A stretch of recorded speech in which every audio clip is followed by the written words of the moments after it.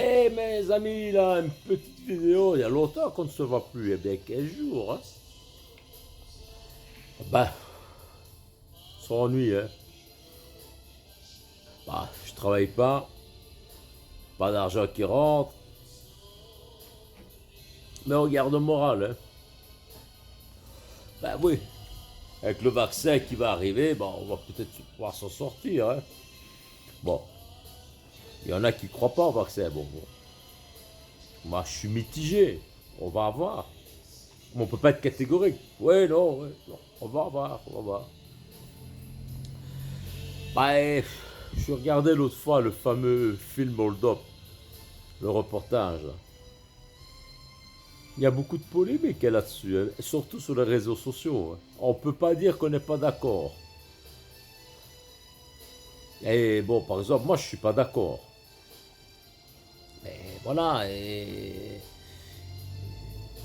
vous n'êtes pas d'accord sur la version officielle. On vous en veut pas, on vous insulte pas. Enfin, moi, pas insulter. Bon, la version officielle, vous trouvez des choses à dire là. Bon. Pourquoi vous ne rémunérez pas tout ce qui est bon, mauvais de la version originale là, hein? Pas bon. Enfin, l'anneau officiel, celle qui a été faite par le réalisateur qui vous a pris votre argent, là vous y croyez. Il y a 37 personnes qui viennent parler. 37 personnes ont mis tous les médecins, tous les spécialistes, tous les philosophes, tous les médias en place. Il n'y a plus besoin de croire rien. On va croire à eux. Donc je vais leur mettre en doute la parole des infirmières. Les infirmières qu'on applaudissait là au mois de mars, au mois d'avril. On va remettre en doute leur parole. Vous remettez en doute la parole de votre propre médecin. Vous en avez parlé de votre médecin. Je sais pas, mais si vous êtes malade, est-ce que vous avez un spécialiste qui s'occupe de vous? Vous en avez parlé. Librement, comme vous en parlez sur Facebook, vous ne le ferez pas, vous avez peur de passer pour des cons. Bon, maintenant, dans le reportage, ben, il y a l'autre con là qui dit qu'on veut tuer 3 milliards 500 millions de gens.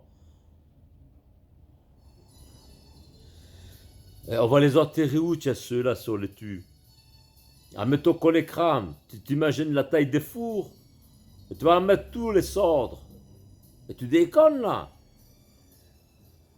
À cause de ça, l'autre fois, je publie le fameux vaccin. Oh, on va nous injecter des nanoparticules. Nanoparticules? Et on va nous mettre ça dans les veines. Pour mourir. Pourquoi est-ce qu'il nous ferait mourir? L'humanité, elle est belle. Pourquoi nous faire mourir? Nanoparticules. On a découvert ça. Alors tu sais, quand tu es quelque part, hein, ouais, t'as qu'à dire, tu sais qu'il y a des nanoparticules dans les vaccins?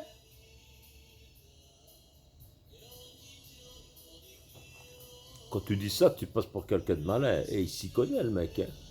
Ben oui, les nanoparticules, c'est dans l'atmosphère, c'est dans les eaux usagées, c'est dans la terre, c'est partout. C'est même pas observable au microscope, c'est du nano. Ça représente. Mais voilà. Alors on va en mettre en quantité assez suffisante pour que tu meurs. Mets ça dans le vaccin. T'arrêtes jamais, quoi, hein. Tu trouves toujours quelque chose à dire.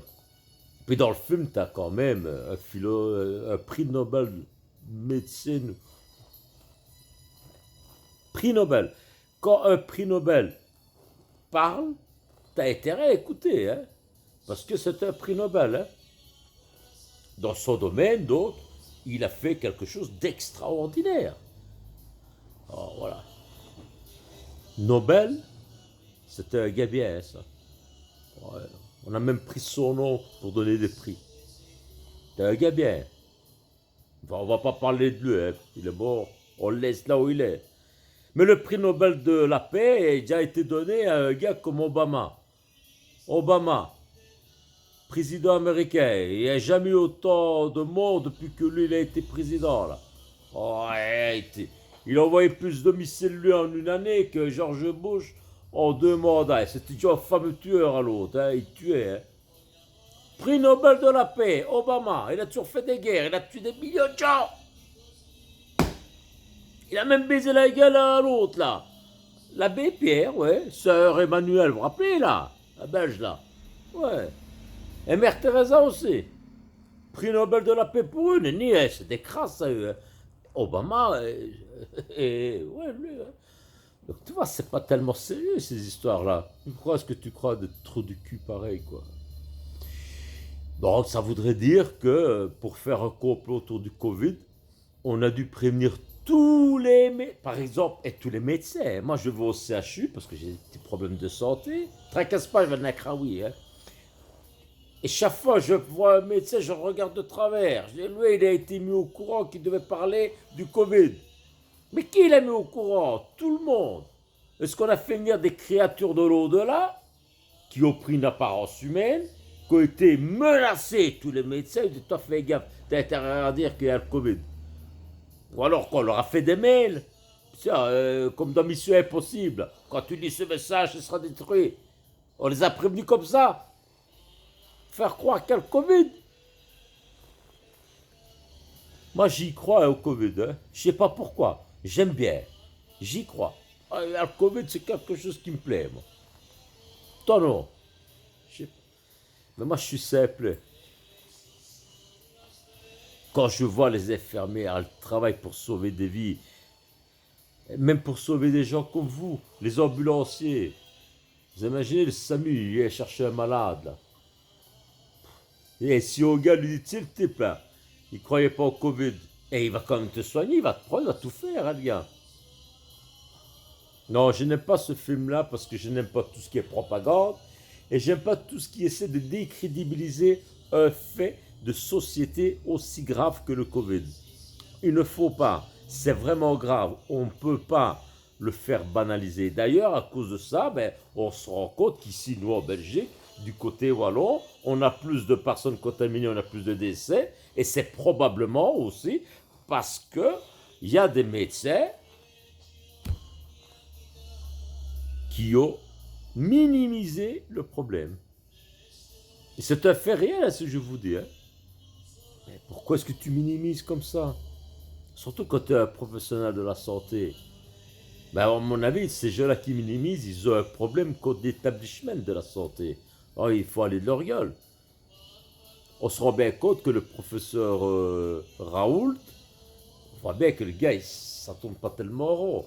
Il a toutes les compétences du monde, mais il a un problème contre les infrastructures décidantes. Un peu comme vous. C'est pour ça que vous rejetez toute information. Le professeur Raoult, moi, il m'ennuie. Hein. Chaque fois qu'il a pris la parole en ce qui concerne le Covid, à chaque fois, plusieurs fois. Au tout début, par exemple, il minimisait. Il disait que c'était une simple grippe passagère, ça allait passer. Puis après, il a inventé la médication. Cette putain de médication, il l'a inventée. Et il n'y a personne qui l'a cautionné. Quand là aussi, on a été tué, tout le monde, on leur a menacé et t'as intérêt à dire que c'est pas bon. Et arrête, hein. Maintenant, on ne le formule plus en kéroxine de mes deux, là. Je connais pas le nom parce que je compte pas me rentrer en Afrique de ce médicament-là. Probablement, je ne le prendrai jamais, hein. Mais ouais, ce médicament-là, tu peux le donner à Stromae parce que lui, il souffre de ça, pas à moi. J'ai pas besoin de tout ça, moi. Maintenant, on ne veut pas lui fournir, probablement, parce qu'il y a un complot, parce qu'on voudrait produire le vaccin, alors on préfère stopper. Hé, Joe, t'arrêtes jamais, quoi, t'y vas, quoi. Voilà, et puis, il dit que le port du masque, c'est pas une nécessité. Comment veux-tu que je fasse confiance à ça? À ce type-là. Il disait même que le vaccin, on ne le trouvera pas. À la santé de Raoult, hein.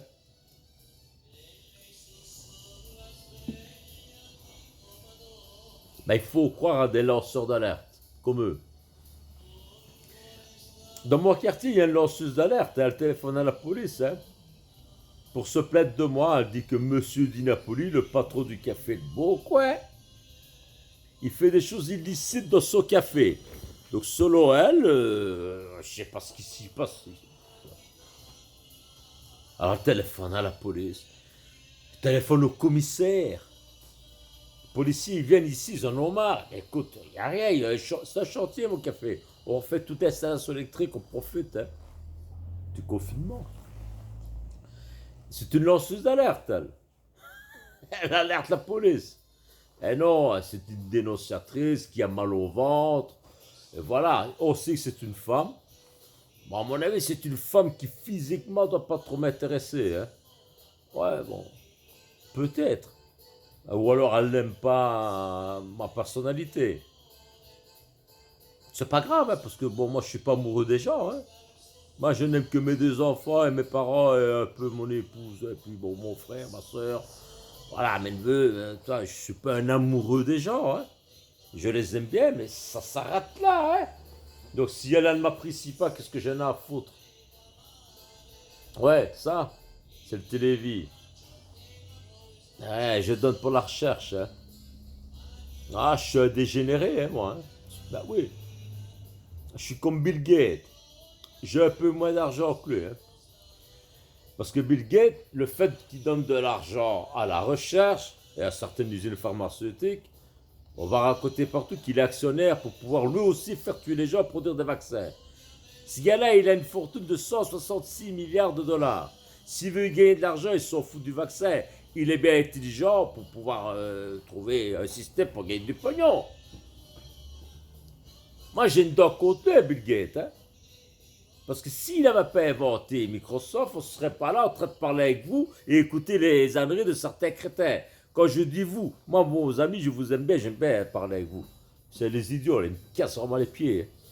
Alors voilà, je fais un don pour la recherche, chose que tous les critiqueurs ne font pas.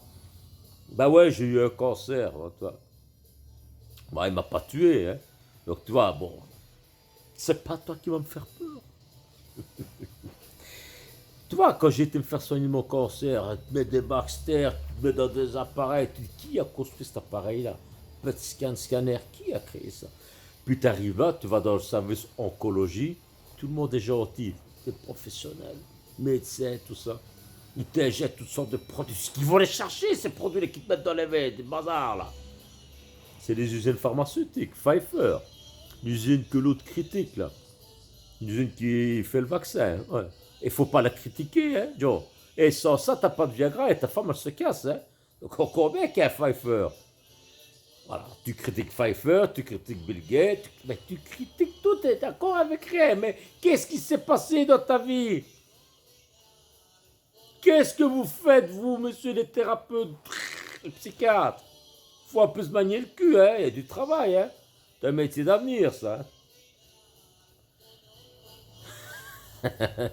Bah voilà, on va faire un petit truc là, comme ça. J'ai un nouvel ami sur Facebook, et j'aime bien, moi j'ai plein d'amis, des milliers. J'ai deux comptes Facebook, hein. J'ai le compte au bon coin, puis j'ai un autre compte. Hein. Bon. Plein d'amis. Un ami supplémentaire, chouette. La chaleur de l'amitié, le partage qu'on a. C'est bien les amis. Moi j'en veux beaucoup. Ils sont tous bienveillants avec moi. Ouais, ils m'aiment tous. Nouvel ami, tac. Il publie le bazar sur le film Hold Up. Merci de m'avoir éclairé. Il y a un gars qui lui répond. T'es en train de déconner là? Le gars, bah ouais, t'es malin là. Ouais, quoi, je fais ce que je veux, hein. Si j'ai envie de me faire baiser la gueule, je le fais, hein, moi. Hein. Je préfère que ce soit lui, le réalisateur du film, que les médias ou les médecins. Tu rigoles, quoi? J'avais déjà regretté d'avoir accepté comme ami. Moi, je veux pas qu'on me couillonne, je veux pas coucher avec mes pieds, moi. Pourquoi est-ce que tu as cette mentalité-là? Pourquoi? Donc, tu es prêt même à aller te faire couillonner tant que tu ne crois pas un vrai médecin. Quelle perversité, ouais. Donc c'est ça que je m'adresse aux psychiatres, il y a du travail à faire, hein. Même à moi, hein. Je suis tout seul, là, je parle comme s'il y avait quelqu'un en face de moi. Il me manque une branche, hein. Voilà. Sérieusement, mes pensées aujourd'hui vont à la jeune liégeoise qui s'est donné la mort parce que bon, le confinement a fait que financièrement elle ne pouvait pas s'en sortir. Et ce qui est triste, c'est qu'apparemment, elle n'avait pas été mise au courant qu'elle avait droit au double droit pascal. Donc on aurait pu sauver son entreprise et on aurait pu faire quelque chose. Et ça, c'est dramatique. C'est comment est-ce qu'elle n'était pas au courant? Enfin, si c'est pour ça, elle n'était pas au courant. Donc c'est vraiment un drame ça. Et ça c'est le confinement, c'est le virus, c'est tout ça. C'est le gouvernement qui l'a fait mourir. Parce que si le gouvernement avait écouté les vrais professionnels de la santé, comme il y avait hier sur le plateau télé, la RTB, là, voilà, ces gens-là, ils avaient déjà, moi je me rappelle, bon, de toute façon ça existe, les vidéos sont là. Ils avaient prédit qu'une deuxième vague était possible, qu'il fallait agir de suite, pas agir fin octobre. On ne serait pas en confinement là. Et elle serait encore vivante. Voilà, si on avait été prudent. Mais pensez-vous à elle. J'ai vu sa vidéo, ça m'a ému.